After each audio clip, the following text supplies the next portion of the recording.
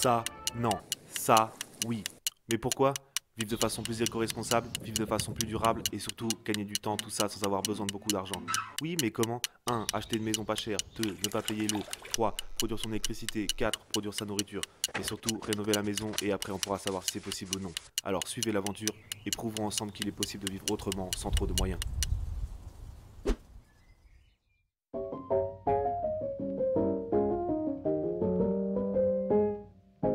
Bonjour à tous, bienvenue dans cette série de nouvelles vidéos concernant les appareils électroniques qui peuvent être utilisés dans le cadre d'un circuit 12 volts. C'est ce que l'on utilise, mais ça peut vous inspirer, vous, pour pouvoir utiliser des matériaux qui vont vous permettre de réduire votre consommation électrique.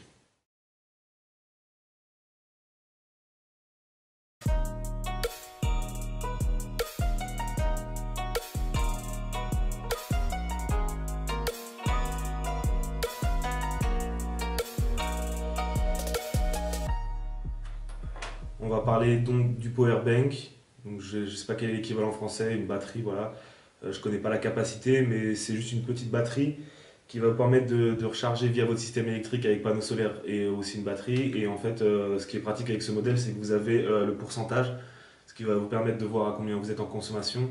Point important, ce que je veux dire, c'est que quand vous avez des appareils qui sont par exemple branchés à 100%, le mieux c'est de les brancher à ce genre de batterie, ce qui fait que ça ne va pas consommer la batterie de l'appareil en lui-même, mais plutôt cette batterie.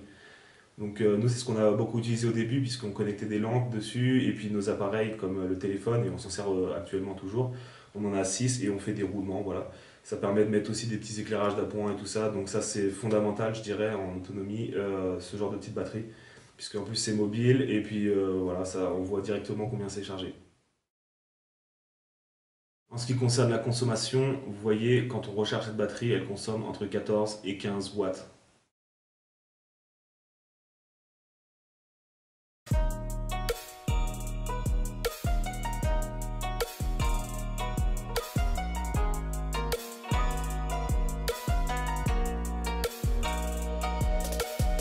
Les éclairages ensuite, donc ça c'est pareil, hein, je pense que c'est un peu fondamental. Donc vous en avez plusieurs. Donc nous on a une première lampe qui nous a beaucoup servi au départ lors du chantier avant qu'on mette en place un réseau électrique. Donc voilà, vous voyez, il y a un interrupteur, puis vous avez une lampe.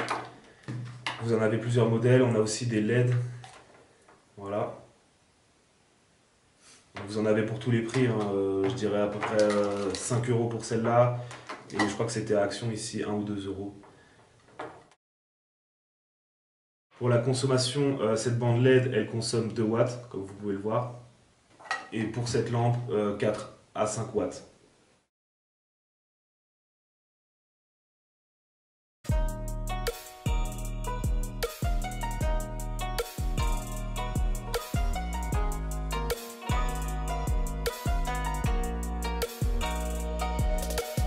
Ensuite, une tablette. Donc voilà, comme ceci. Je ne vais pas faire les marques, mais voilà, n'importe quel type de tablette.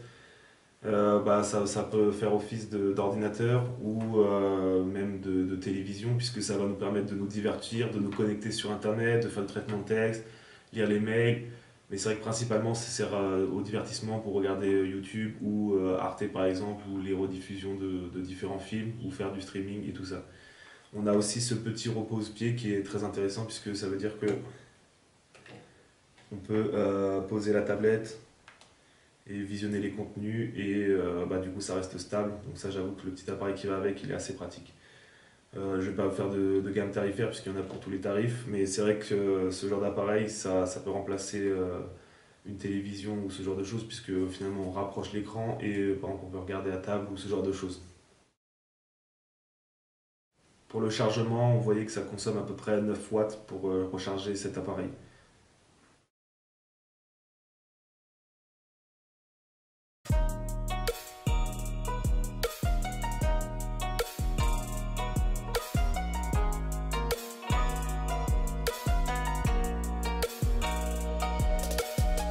Ensuite, on a ce petit appareil. Donc, c'est possible que si vous avez regardé les anciennes vidéos, vous ayez pu nous voir l'utiliser. Je pourrais pas donner un nom exact, mais c'est un allume-gaz mais électrique. Donc en fait, vous voyez, si j'allume, vous voyez une petite flamme, enfin, un petit courant électrique qui passe de couleur violette. Je trouve ça assez pratique puisque en fait, ça nous permet d'allumer la gazinière sans utiliser ni d'allumettes ni de briquet, donc de gaz, ce qui fait que c'est assez durable. Il se recharge par USB à l'ancienne. Donc nous on l'a trouvé, c'était une personne qui l'avait jeté et on l'a récupéré. Je pense que ça doit s'appeler un allume-gaz USB électrique, ça doit coûter quelques euros j'imagine. Donc pour le rechargement, bah, il suffit de le connecter au câble USB et comme vous pouvez le voir, ça consomme 3 watts pour le recharger et il y a une batterie interne puisque quand je le débranche, il me suffit de l'allumer et je peux l'utiliser. Et vous voyez, il y a des barres qui nous indiquent combien il reste de charge.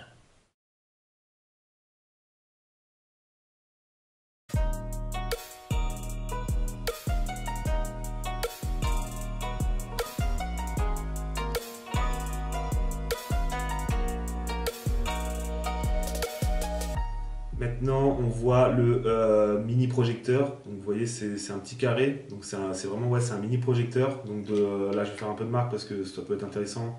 Donc, ça s'appelle ViewSonic. Il me semble que c'est M1 mini, enfin mini projecteur quoi. Je me souviens d'avoir acheté 110 euros sur le bon coin d'occasion. Donc, comment ça fonctionne? Donc, vous avez ce boîtier ici. En fait, vous faites glisser un support et en fait, je vais l'allumer. Vous avez donc du coup ici vous avez la lentille qui va permettre de projeter. Donc si vous voyez au mur, vous allez voir des images de quand on projette la nuit, puisque là c'est le jour donc c'est un peu complexe.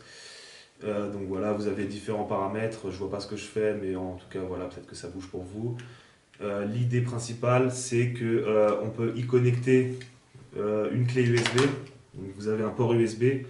Vous y connectez votre clé USB et avec des fichiers d'un certain type, je crois qu'ils supportent que le AVI et le MKV, mais bon, c'est du détail. Vous avez votre base de données de films, DivX, et puis vous pouvez les lire très simplement. Ensuite, vous avez aussi un port HDMI, donc ça, vous pouvez connecter votre ordinateur ou nous, ce qu'on peut faire, on le fait même avec le téléphone portable. On connecte le téléphone portable et ça permet de projeter. Voilà. En général, ce qu'on fait, c'est de connecter directement une batterie avec l'appareil pour pouvoir finalement ne pas consommer la batterie qui est assez usagée de cet appareil et privilégier la consommation de la batterie que je vous ai montré dans la vidéo numéro 1. Donc pour la consommation, quand il se recharge, vous pouvez le voir, on a à peu près 11-12 watts de consommation. Et donc là, je pense qu'il est chargé, donc vous voyez, en utilisation, on est à peu près à 5 watts de consommation, ce qui est extrêmement raisonnable. Donc voilà, ça vous permet de voir à peu près comment on peut projeter le film et voir à peu près la dimension que ça fait par rapport à ma taille. Et donc du coup, ce qui fait que c'est très agréable pour regarder, c'est un peu comme un cinéma finalement.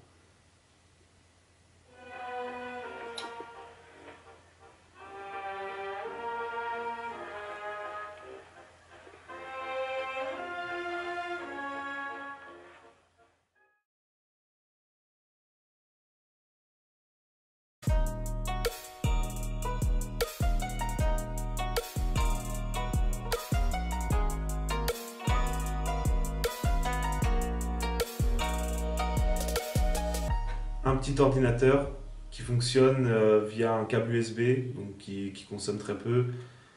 Voilà. Donc c'est vrai que ça c'est très utile au quotidien. C'est pas la première fraîcheur, hein. Je l'ai dû l'acheter soit 60 ou 50 euros sur le bon coin. C'est un vieil ordinateur. Cependant, il me permet de naviguer sur internet, de lire mes mails. Voilà, c'est à peu près tout. Mais c'est vrai que des fois, enfin, je dois faire partie d'une génération où je préfère quand même, pour des choses administratives, le faire par ordinateur plutôt que sur un téléphone. On a ce genre d'appareil. Donc vous avez un clavier, il est démontable, enfin, c'est comme une espèce de tablette, je ne vais pas le faire parce que ça m'ennuie.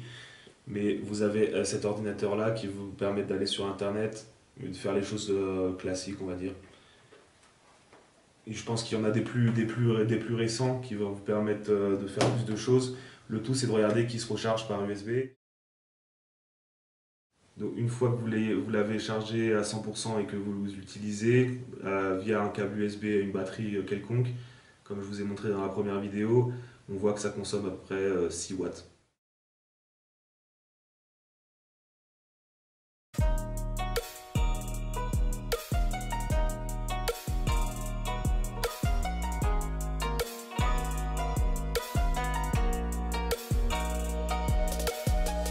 avez accès aussi à ce genre de petit appareil qui n'est simplement qu'une tondeuse.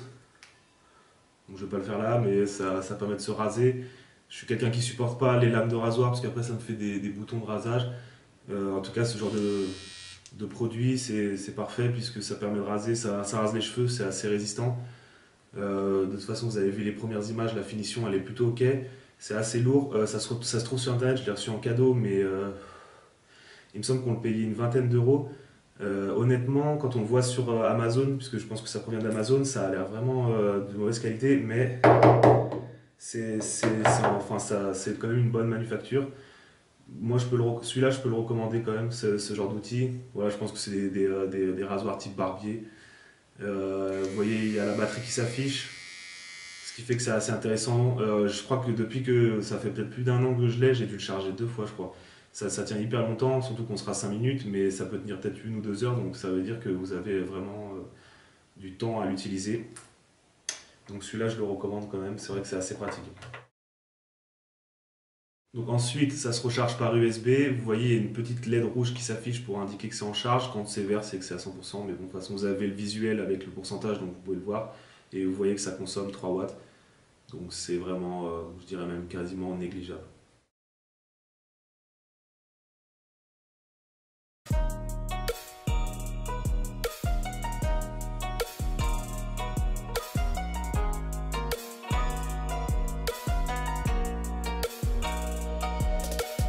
La pompe à douche. Donc, prochain appareil, donc c'est une pompe qui va vous permettre de vous doucher simplement, composée de 3 parties. Donc la première partie c'est le pommeau. On a changé le pommeau d'origine, donc on a rajouté celui-là. On peut se faire un stop ou pas, on peut changer les différents types d'évacuation de l'eau, vous voyez. Ensuite, la deuxième partie, c'est la pompe en elle-même que vous allez immerger, mais ne vous inquiétez pas, je vais vous montrer juste après, qui s'immerge. Et ensuite, vous avez un câble électrique qui relie à la batterie.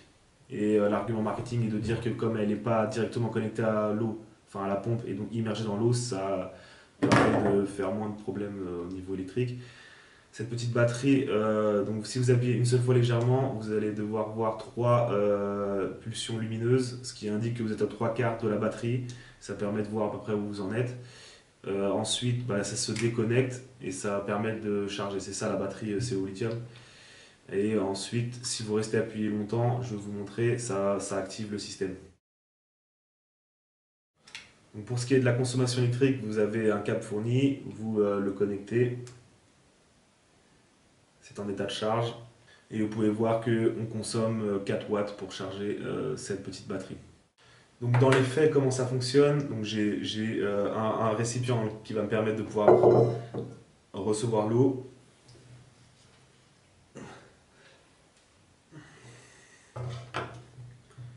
Et un récipient avec de l'eau à l'intérieur. Donc simplement, vous prenez votre pompe. Donc vous immergez la partie pompe, quoi. Donc là, dans l'eau, quoi. Vous entendez les bulles. Ici, vous avez votre pommeau de douche. Je suis en train de mettre de l'eau partout. Voilà, waouh. Ça paraît un peu complexe, voilà. Et donc vous voyez, si donc vous êtes dans la douche, vous restez appuyé dessus. Hop, ça se lance, voilà, ça fonctionne. Et vous appuyez une fois et ça s'arrête. Ce système est très pratique puisque avant on avait des pompes manuelles, ce qui est entre guillemets impossible. Honnêtement, se doucher avec une pompe manuelle, c'est vraiment, vous avez du savon dans les yeux, vous pompez, enfin bref, c'est la misère. Ce type d'appareil, c'est vraiment, enfin je le recommande si vous voulez pas vous prendre la tête pour une solution pour se doucher, c'est vraiment simple. On en a 2 nous, au cas où celle-là elle lâche, comme ça bah, on a une solution de backup.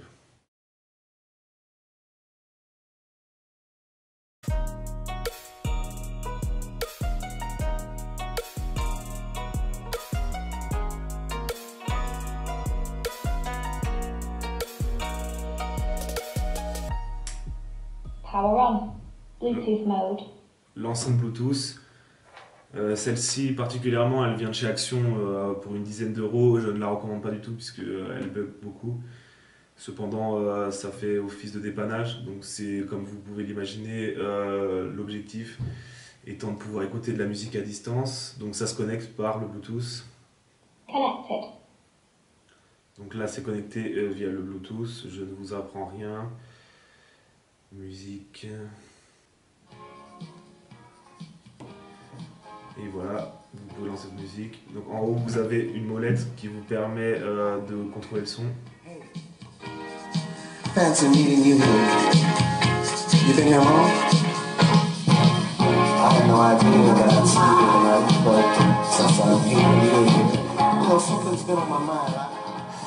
Et il y a un LED mode, donc vous pouvez changer les différents types de LED.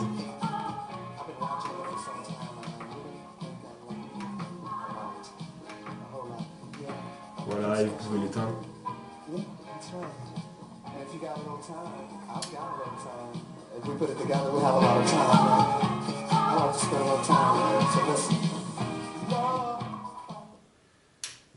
Donc c'est plutôt utile pour mettre de la musique un peu plus fort qu'avec le téléphone et avec une meilleure qualité, avec des guillemets, puisque la qualité n'est pas excellente. Donc consommation, il y a une batterie interne, donc consommation en charge 2 watts, comme vous pouvez le voir, et en fonctionnement 2 watts aussi, donc ce qui est très peu en soi.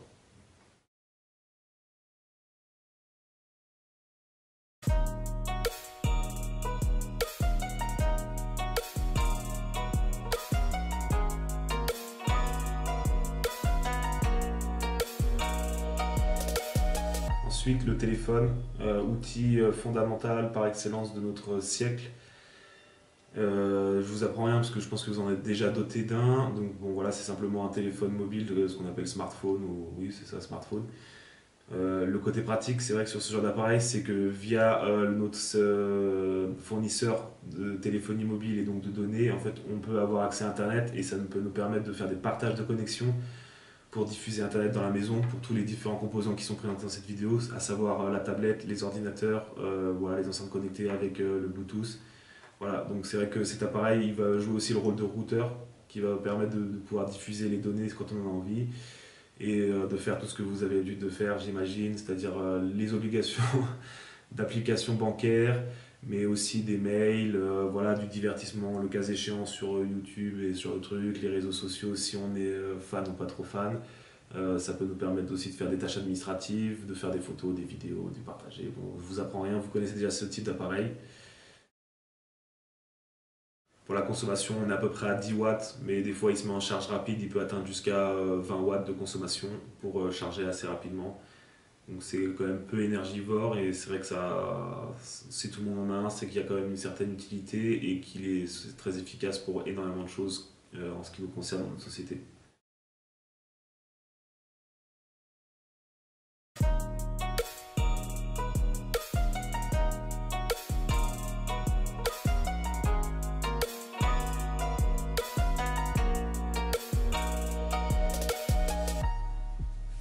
On a ce petit appareil qui est un ventilateur qui a une petite batterie interne et qui a plusieurs modes de ventilation.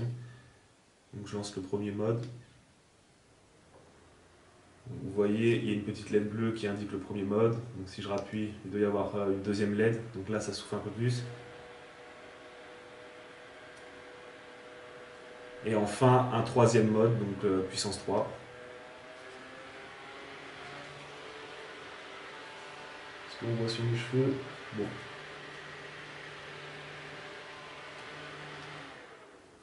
Bon, c'est un petit gadget, mais c'est vrai que ça peut être assez pratique l'été, puisque vous voyez, il y a une pince, et donc du coup, en fait, vous pouvez le coller un peu n'importe où.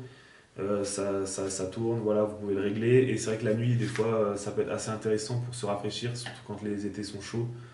Voilà, c'est un petit gadget, mais nous, je sais qu'on l'utilise pas mal, enfin, principalement l'été. En ce qui concerne la consommation, vous voyez, quand il ne fonctionne pas et qu'il se recharge, vous avez 3 watts. Mais je le répète, pour une meilleure utilisation de ces appareils-là, il vaut mieux les charger à 100% et utiliser ce qu'on a présenté dans la première vidéo, le power bank. Et en pleine utilisation, on est à peu près à 6 watts.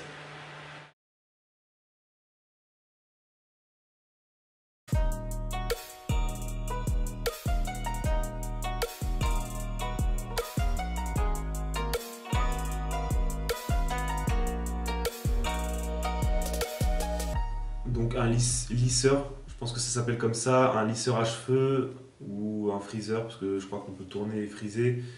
Donc même si j'ai les cheveux longs, malheureusement je ne me lisse pas les cheveux et donc du coup c'est des retours que je vais vous faire parce que c'est ma copine qui l'utilise. Alors donc vous voyez c'est un fer à cheveux, voilà peut-être un fer à cheveux classique. Donc voilà, en fait il a une batterie interne et donc quand vous l'allumez, il faut rester appuyé j'imagine. Voilà, donc en fait donc vous avez un affichage de la batterie qui s'affiche. Ensuite, vous avez trois types de température pour 165, 185 et 205 degrés. Ensuite, il me semble que vous laissez ce mode-là, par exemple, il va se mettre à chauffer. Donc, vous avez vos deux plaques ici qui vont chauffer. Et ensuite, après, vous pouvez l'utiliser. Donc, d'après son retour, ça, pour des petites, parce que je pense qu'elle fait sa frange ou ce genre de truc, pour des petites parties des cheveux, ça fonctionne très bien. C'est mobile, donc vous pouvez l'utiliser un peu de partout si vous voulez un peu friser. Ça va se passer, je pense, plutôt par là. Si vous, par exemple, vous avez les cheveux crôlés et que vous voulez lisser l'entièreté des cheveux, je ne pense pas que ce genre d'appareil puisse vous servir et puis être fait pour vous. Cependant, en tout cas, les retours qu'on en a, les cheveux, ça tient assez longtemps, apparemment. Enfin, je veux dire, je pense que quand on lisse, après, ça doit revenir à la nature, donc du coup, apparemment, ça tient assez longtemps. Pour la connexion, donc ça c'est avec un USB Type-C. Donc là vous voyez la batterie se charge. Il me semble qu'il faut que vous ayez votre batterie chargée pour pouvoir l'utiliser. Vous ne pouvez pas l'utiliser connecté avec ce câble. Donc là si par exemple j'essaierai de l'allumer, je pense que ça ne fonctionne pas. Et donc vous voyez, vous êtes à 2 watts de consommation pour le rechargement. Donc il faut le charger, ça doit prendre un certain temps, peut-être 1 heure. Et une fois qu'il est chargé, vous pouvez l'utiliser.